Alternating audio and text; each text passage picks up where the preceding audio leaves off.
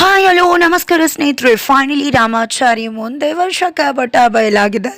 ಆಗಿದ್ದೇನಪ್ಪ, ಮುಂದೆ ಆಗ್ತಿರುವುದೇನಪ್ಪ, ಅಮ್ಮಂಗೆ ಹುಟ್ಟುಹಬ್ಬದ ಶುಭಾಶಯ ಹೇಳ್ದಿರ್ತಕ್ಕಂಥವ್ರು ಶುಭಾಶಯವನ್ನು ತಿಳಿಸ್ತಾರೆ ಅಥವಾ ಸರ್ಪ್ರೈಸ್ ಕೊಡ್ತಾರೆ. ಏನಾಗ್ತದೆ ತಿಳ್ಕೊಬೇಕು ಅಂದರೆ ಈಗಲೇ ನಮ್ಮ ಈ ಚಾನಲ್ನ ಸಬ್ಸ್ಕ್ರೈಬ್ ಮಾಡಿ, ಹಾಗೆ ಒಂದು ವಿಡಿಯೋವನ್ನು ಪೂರ್ತಿಯಾಗಿ ನೋಡಿ.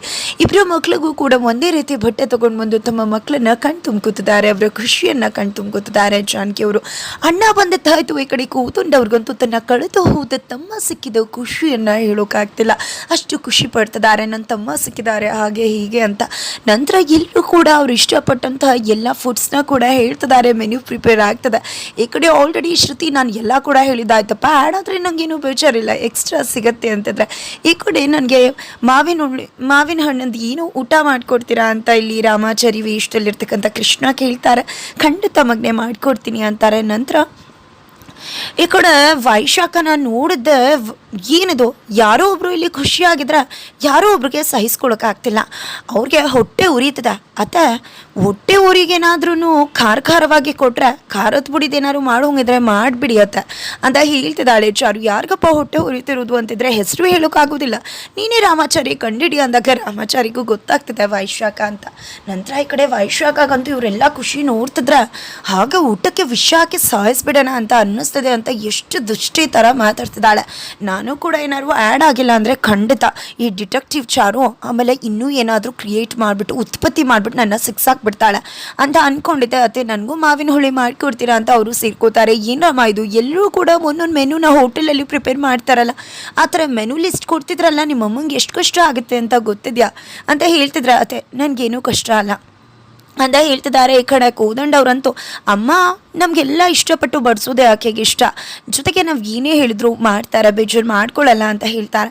ನಂತರ ಕೃಷ್ಣ ಬಾ, ನೀನು ಚಿಕ್ಕದ್ರದ್ದು ಫೋಟೋ ಎಲ್ಲ ತೋರಿಸ್ತೀನಿ, ನನ್ನ ತಮ್ಮಂಗೆ ನೆನಪು ಬರ್ಸುವಂಥ ವಿಷಯಗಳನ್ನ ಹೇಳ್ತೀನಿ ಅಂತ ಕರ್ಕೊಂಡು ಹೋಗ್ತಾರೆ. ರಾಮಾಚಾರಿ ಚಾರು ಕೂಡ ಅವ್ರ ಜೊತೆನೇ ಹೋಗ್ತಾರೆ.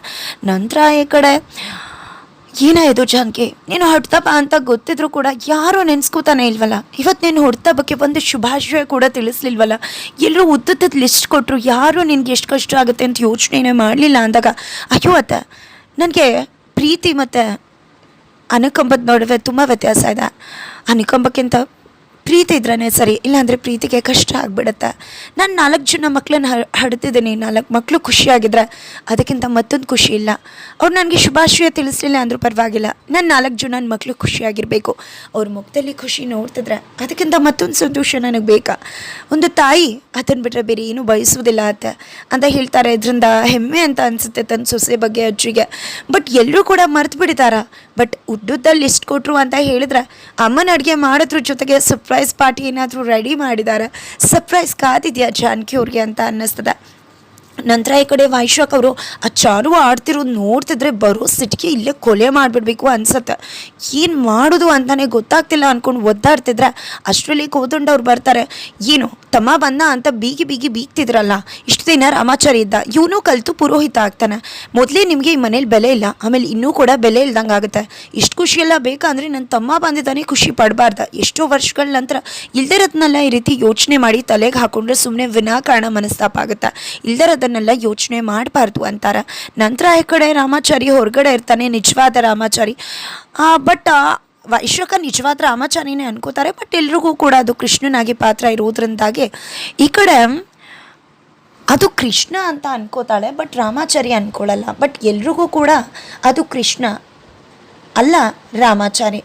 ಆದರೆ ಇಲ್ಲಿ ಚಾರು ಜೊತೆ ಇರೋ ರಾಮಾಚಾರಿ ಅಂದಮೇಲೆ ಕೃಷ್ಣ ಅಂದ್ಕೊಂಡು ಈ ಕಡೆ ವೈಶಾಖ ಬರ್ತಾಳೆ. ವೈಶಾಖ ಬಂದದ್ದ, ಏನು ಮಾಡ್ತಿದ್ಯಾ, ನಿನಗೆ ವಹಿಸೋದು ಕೆಲಸ ಮಾಡ್ತಿದ್ಯಾ, ಅದನ್ನು ಬಿಟ್ಟು ಬೇರೆ ಎಲ್ಲ ಮಾಡ್ತಿದ್ಯಲ್ಲ, ನೀನು ಯಾಕೆ ಇಲ್ಲಿಗೆ ಬಂದಿದ್ದು, ನೀನು ಕೆಲಸ ಮಾಡಿ ಮುಗಿಸಿ ಬೇಗ ಹೋಗುತ್ತಾನೆ ಅಂತಿದ್ರೆ ಈ ಕಡೆ ರಾಮಾಚಾರಿಗೆ ಶಾಕ್ ಆಗ್ತಾ, ಏನಿದು ಏನು ಮಾತಾಡ್ತಿದ್ದಾರೆ ಅಂತ. ಅಷ್ಟರಲ್ಲಿ ಕೃಷ್ಣ ಅಂತ ಬಂದ್ಬಿಡ್ತಾಳೆ ಚಾರು. ಇದನ್ನು ನೋಡಿದ್ದೆ ಕೃಷ್ಣ ಅಂತ ಕರೀತಿದ್ದಾಳೆ ಅಂದರೆ ಇದು ರಾಮಾಚಾರಿ, ನಾನು ಇಷ್ಟೊತ್ತು ಮಾಡಿದ್ದು ರಾಮಾಚಾರಿ ಜೊತೆ ಮಾತಾಡಿದ್ನ, ಮುಗೀತು ನನ್ನ ಕತೆ ಅಂತ ಅಂದ್ಕೊಳ್ತಿದ್ರೆ ಈ ಕಡೆ ರಾಮಾಚಾರಿ ತಿರುಗಿ ವೈಶಾಖನೇ ನೋಡ್ತಿದ್ದಾನೆ.